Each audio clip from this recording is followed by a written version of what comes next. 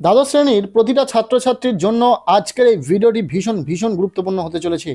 তার কারণ আজকের এই ভিডিওতে নিয়ে চলে এলাম ক্লাস 12 থার্ড সেমিস্টার পরীক্ষার জন্য রাষ্ট্রবিজ্ঞান বিষয়ে একটি চূড়ান্ত গুরুত্বপূর্ণ নমুনা প্রশ্নপত্র ও সাথে তার উত্তর।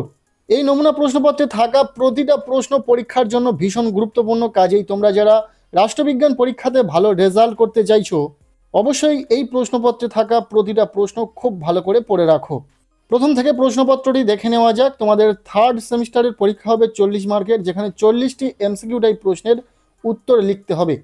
আচ্ছা, প্রথমেই রয়েছে প্রশ্নপত্রে সঠিক উত্তরটি নির্বাচন করো, যেখানে বলা হচ্ছে 40টি এমসিকিউ টাইপ প্রশ্নের উত্তর লিখতে হবে, প্রতিটি প্রশ্নের মান 1 নম্বর করে। প্রথম প্রশ্ন, সিটিবিটি ড্যাশ খ্রিস্টাব্দে স্বাক্ষরিত হয়? উত্তর হবে অপশান গ 1996। এরপর দ্বিতীয় প্রশ্ন, বর্তমানে ভারতের লোকসভার মোট সদস্য সংখ্যা? উত্তর হবে অপশান ঘ 543টি। নেক্সট 3 নম্বর প্রশ্ন, ভারতের সাধারণ নির্বাচন পরিচালিত হয় কোন সাংবিধানিক সংস্থার মাধ্যমে? উত্তর হবে অপশান গ নির্বাচন কমিশন। এরপর 4 নম্বর প্রশ্ন, 1966 খ্রিস্টাব্দে পাঞ্জাব রাজ্য ভেঙে কোন রাজ্য দুটি তৈরি হয়? উত্তর হবে অপশান গ পাঞ্জাব হরিয়ানা। এরপর 5 নম্বর প্রশ্ন, ড্যাশ সাধারণ সভাকে বিশ্ব নাগরিক সভা বলেছেন? উত্তর হবে অপশান ঘ গেটেল। এই প্রতিটা প্রশ্ন ইম্পর্টেন্ট, খুব ভালো করে দেখে রাখো তোমরা। পরীক্ষার আগের মুহূর্তে এই প্রশ্নগুলো দেখে রাখা খুবই প্রয়োজন। এখান থেকে বেশ কিছু প্রশ্ন তোমরা তো অবশ্যই পরীক্ষাতে কমন পাবে। তার আগে একটা কথা তোমাদেরকে বলে রাখি, শুধুমাত্র এই একটি মাত্র প্রশ্ন সেট যে আমরা শেয়ার করব তা নয়, এর পাশাপাশি আরও 2-3টি প্রশ্ন সেট আসতে থাকবে ভিডিওর মাধ্যমে। সেগুলোও তোমাদেরকে পরীক্ষার আগের মুহূর্তে খুব ভালো করে দেখে রাখতে বলবো।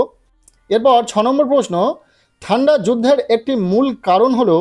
উত্তর হবে এখানে থাকা অপশান ঘ মতাদর্শগত বিরোধ। এরপর 7 নম্বর প্রশ্ন, খালিস্তানপন্থী আন্দোলন ভারতে শুরু হয়? উত্তর হবে অপশান গ 1980-র দশকে। এরপর 8 নম্বর প্রশ্ন, ভারতের কমিউনিস্ট পার্টি প্রতিষ্ঠিত হয়? উত্তর হবে অপশান 1964 খ্রিস্টাব্দে।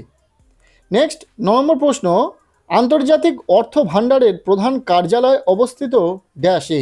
উত্তর হবে অপশান খ ওয়াশিংটনের। এরপর 10 নম্বর প্রশ্ন, ঠান্ডা যুদ্ধের প্রধান দুই প্রতিপক্ষ হলো?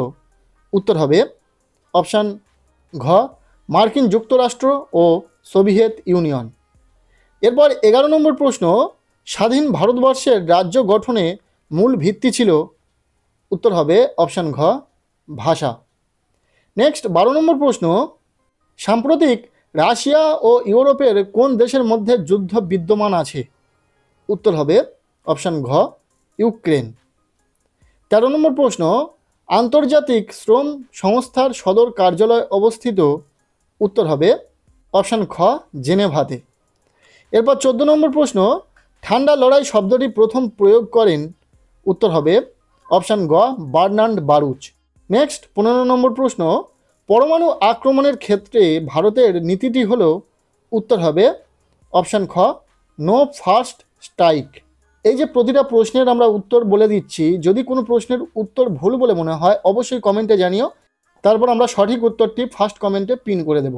নেক্সট 16 নম্বর প্রশ্ন, উত্তর পূর্ব ভারতের অন্যতম বিচ্ছিন্নতাবাদী আন্দোলন ভারতের কোন রাজ্যে লক্ষ্য করা গেছে? উত্তর হবে অপশান ঘ নাগাল্যান্ড। 17 নম্বর প্রশ্ন, ওয়াশিংটন ঘোষণা হয়? উত্তর হবে অপশান খ 1942 খ্রিস্টাব্দে। নেক্সট 18 নম্বর প্রশ্ন, জোট নিরপেক্ষ আন্দোলনের জনক হলেন? উত্তর হবে অপশান ক জওহরলাল নেহেরু। প্রতিটা প্রশ্ন ভীষণ গুরুত্বপূর্ণ, খুব ভালো করে দেখে রাখবে। এরপর 19 নম্বর প্রশ্ন, কোনো দেশের অপ্রথাগত নিরাপত্তা অন্যান্য দেশের সঙ্গে? উত্তর হবে সম্পর্কযুক্ত, অর্থাৎ উত্তর হবে অপশান ক। এরপর 20 নম্বর প্রশ্ন, ভারত রাশিয়া যৌথ উদ্যোগে তৈরি ক্রুজ মিসাইলটি হলো? উত্তর হবে অপশান ক ব্রহ্মাস। এরপর 21 নম্বর প্রশ্ন, নির্বাচন গণতান্ত্রিক ব্যবস্থার অপরিহার্য? এখানে থাকা অপশান ক অঙ্গ। 22 নম্বর প্রশ্ন, অন্ধ্রপ্রদেশ রাজ্য গঠিত হয়েছিল ড্যাশ ভাষাভাষীর মানুষদের নিয়ে? উত্তর হবে অপশান গ তেলেগু। এরপর 23 নম্বর প্রশ্ন, নেপালে ভয়াবহ ভূমিকম্প হয়েছিল? উত্তর হবে অপশান খ 2015 খ্রিস্টাব্দে। প্রতিটা প্রশ্ন ইম্পর্টেন্ট, তোমাদেরকে বলে রাখি, শুধুমাত্র রাষ্ট্রবিজ্ঞান নয়, প্রতিটা বিষয়ের প্রশ্ন সেট আমরা শেয়ার করছি উত্তর সহ। এর পাশাপাশি প্রতিটা বিষয়ের সেরা 100টি করে এমসিকিউ টাইপ প্রশ্ন উত্তর সহ শেয়ার করছি সাজেশন হিসাবে। তোমরা অবশ্যই প্রতিটা ভিডিও ফলো করো আমাদের। এরপর 24 নম্বর প্রশ্ন, আন্তর্জাতিক বিচারালয়ের সদর দপ্তরটি রয়েছে? উত্তর হবে অপশান ঘ নেদারল্যান্ডের হেগ শহরে। 25 নম্বর প্রশ্ন, ন্যাটো গঠিত হয় কার উদ্যোগে? উত্তর হবে অপশান গ মার্কিন যুক্তরাষ্ট্র। এরপর 26 নম্বর প্রশ্ন, কিয়োটো প্রোটোকল কার্যকর হয় ড্যাশ? উত্তর হবে অপশান ঘ 16 ফেব্রুয়ারি 2005 খ্রিস্টাব্দে। নেক্সট 27 নম্বর প্রশ্ন, গৌতম বুদ্ধের জন্মস্থান লুম্বিনী কোন দেশে অবস্থিত? উত্তর হবে অপশান গ নেপালে। নেক্সট 28 নম্বর প্রশ্ন, ড্যাশ রাজ্যটির পূর্ব নাম ছিল যুক্তপ্রদেশ? উত্তর হবে অপশান গ উত্তরপ্রদেশ। পরের প্রশ্ন, দ্বিতীয় বিশ্বযুদ্ধে কোন শক্তি বা জোট জয়লাভ করেছিলেন? উত্তর হবে অপশান ঘ মিত্র শক্তি। এরপর 30 নম্বর প্রশ্ন, ইউনাইটেড নেশনস শব্দটি চয়ন করেন? উত্তর হবে অপশান ঘ রুজভেল্ট। এরপর 31 নম্বর প্রশ্ন, অপ্রথাগত নিরাপত্তা সুনিশ্চিত করে? উত্তর হবে অপশান গ রাষ্ট্র ও ব্যক্তি উভয়ের নিরাপত্তা। 32 নম্বর প্রশ্ন, কোন করিডোরের মাধ্যমে ভারতীয় পুণ্যার্থীরা গুরুদ্বার দরবার সাহিবে ভিসা মুক্ত চলাচল করতে পারে? উত্তর হবে অপশান ক কর্তারপুর করিডোর। এরপর পরবর্তী প্রশ্ন 33 নম্বর প্রশ্ন, মিউনিখ চুক্তি কোন বছর স্বাক্ষরিত হয়? উত্তর হবে অপশান ক 1938 খ্রিস্টাব্দে।